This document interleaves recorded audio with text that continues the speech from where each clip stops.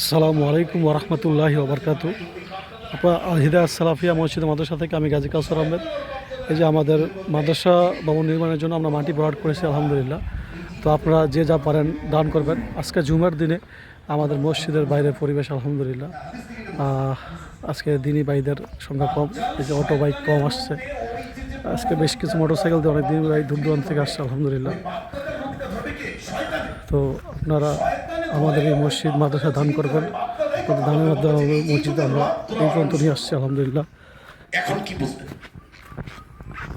জীবিত তো করছি মৃত্যুকে, আবার সেই জীবিত ব্যক্তি বলতেছে, সুপারিশ করতেছে আমার বাপ যে এই জীবিত রব একই তো অনুসরণ কর। তাহলে কতটা ভয়ঙ্কর ফেতনা, কতটা ভয়।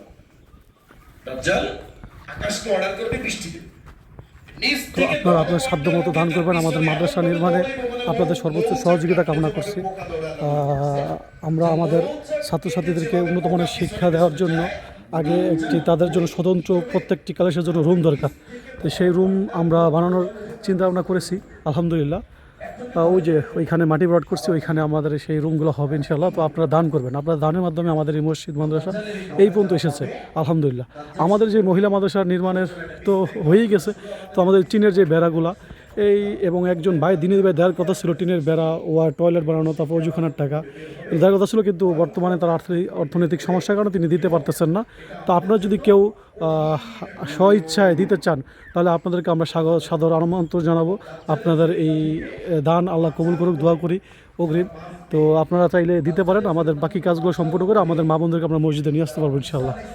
তো এই যে মাদ্রাসা নির্মাণে আমরা যে কাজ হাতে নিয়েছি, তো সেইখানে আপনাদের সহযোগিতা কাম্য।